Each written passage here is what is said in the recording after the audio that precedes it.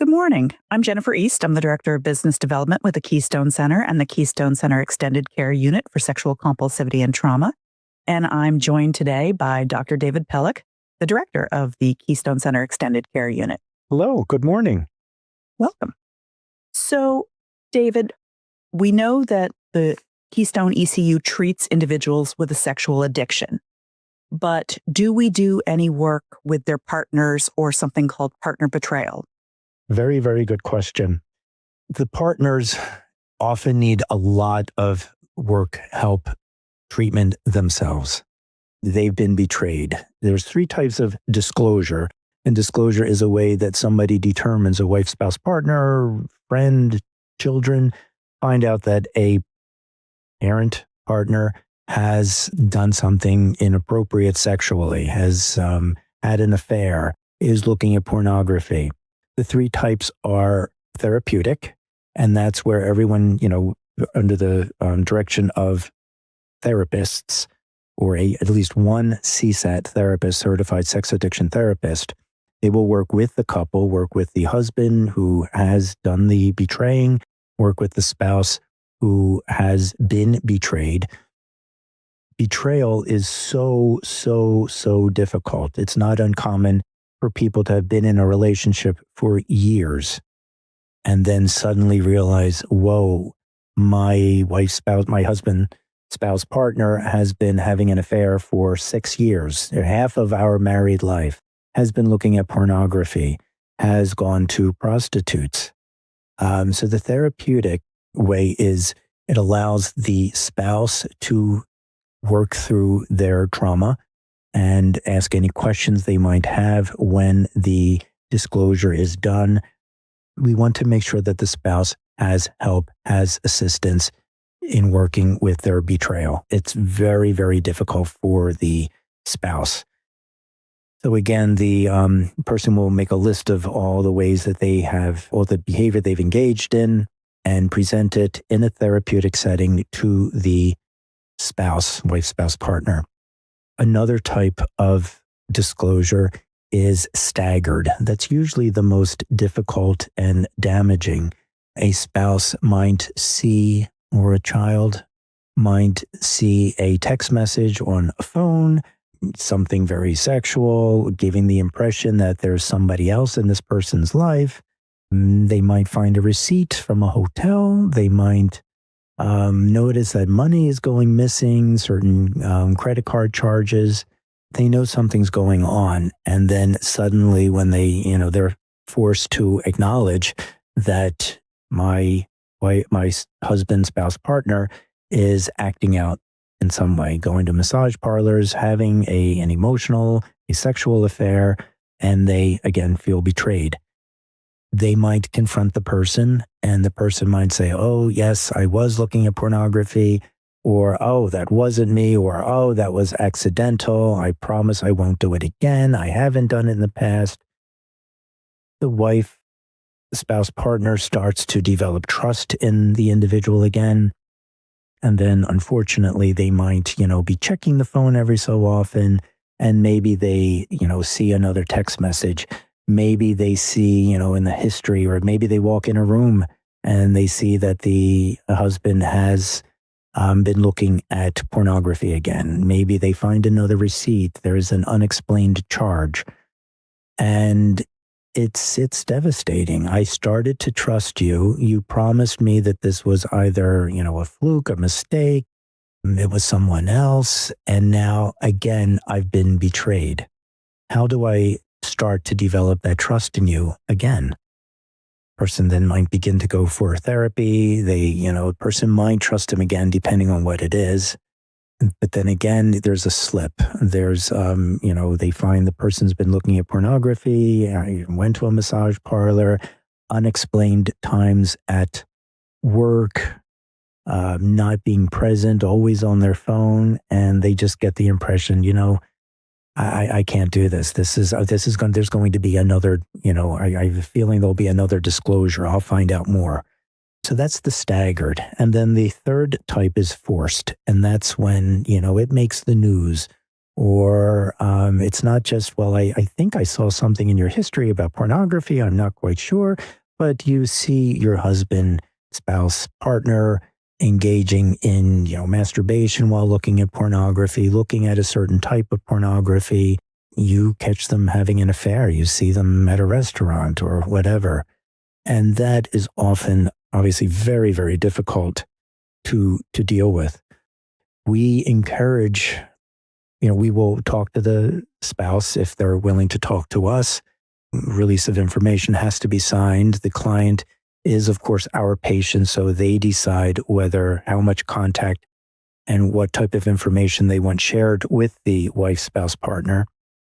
But we would encourage the person to come in if they live locally, or to do some Zoom sessions talking about things. We don't want to open up a can of worms, and we won't do a disclosure knowing that the wife, spouse, partner might not be in therapy themselves, might not be in a position to get some overwhelming news.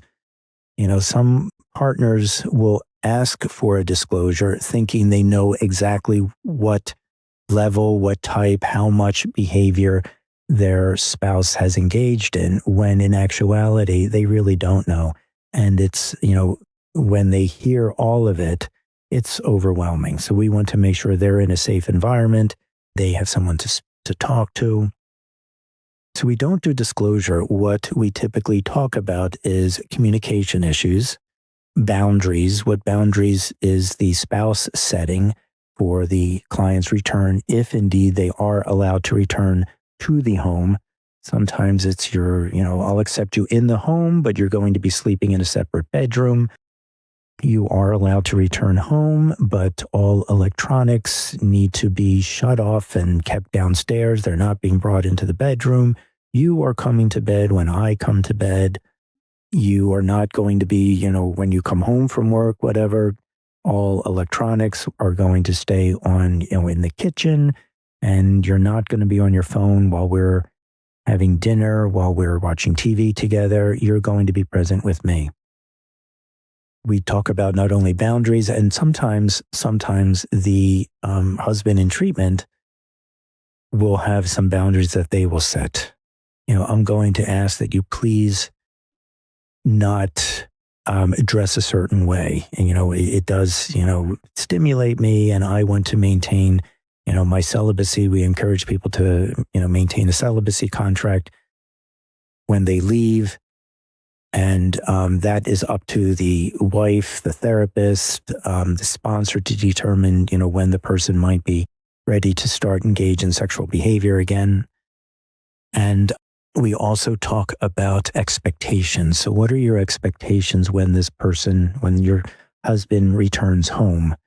Are you thinking he's going to be totally cured? He's not going to need meetings? Do you understand that a lot of time will be spent going to meetings, either in person, on Zoom? Boundaries could also be, we don't encourage spouses, partners, children, family members to be the accountability partner, but sometimes a wife, spouse, partner, child will want to be an accountability partner. I want to know where you are 24 hours a day, 7 days a week. I want an app placed on your phone that tells me exactly where you are. I want to have access to all of our bills, our credit cards, any kind of money transactions. I want to know how much money you're spending, where it's going. And, there are other spouses that, say, I can't do this. I don't want to do this. If I have to, micromanage you this much, I'm not going to get any enjoyment out of our marriage. I have to, learn to trust you. And if I can't, then, there's going to be another consequence. And the consequence might be that, we need a trial separation, whatever.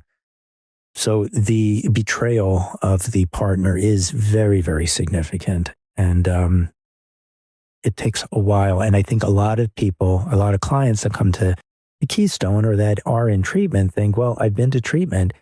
Look at how much I've learned. Look at how much improvement I've made, how much insight I've gained.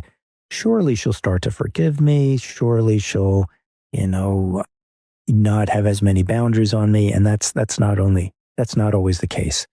And justifiably, the spouse needs time and needs to see that the person really is dedicated to their recovery and making progress with intimacy, with honesty, and again, is committed to their recovery. David, are there any types of betrayal that are more damaging?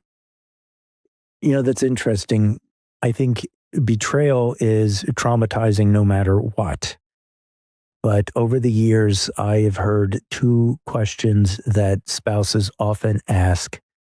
And one of them is, when you said you had to work on my birthday, on our anniversary, when you canceled our weekend trip to so-and-so, were you acting out with your affair partner? And when the answer is yes, that really hurts. So you canceled my birthday plans to be with your affair partner. Obviously, they're more important than I am.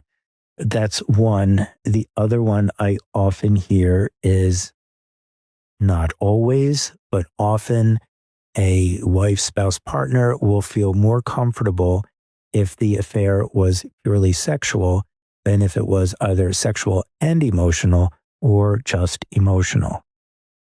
Again, and there's that intimacy disorder. I don't feel as though I can be intimate, open, forthright with my spouse, but I can do so with someone else. What level of support do we provide the partner/spouse with? So what we always encourage them to seek treatment. And a lot of times they've already been in treatment when their husband comes for treatment at Keystone. So they've been going to a therapist, they've been going to a couples counselor. It's not uncommon for a couples counselor to maybe want to stop treatment until either typically it's the husband gets treatment themselves when they work on their own problems. And it's like a couple that want to go on a hiking vacation together. And, they know that they need to get in shape, and maybe the wife is, she's exercising every day. She's, doing strenuous workouts, and she's ready for this, beautiful hiking vacation, and the husband hasn't been. And the trip isn't going to be what they want it to be. They're not going to be able to, hike as much as they wanted to. They're not going to be able to do the rugged stuff because he hasn't been getting in shape. So oftentimes when there's couples counseling, if one spouse or the other isn't doing their own work, it's just not going to work. So a lot of times, the wife, spouse, partner might be, continuing with individual. And again, to deal with the betrayal, to begin to trust men, and a lot of times, have we married our father? Have we, our role models from childhood?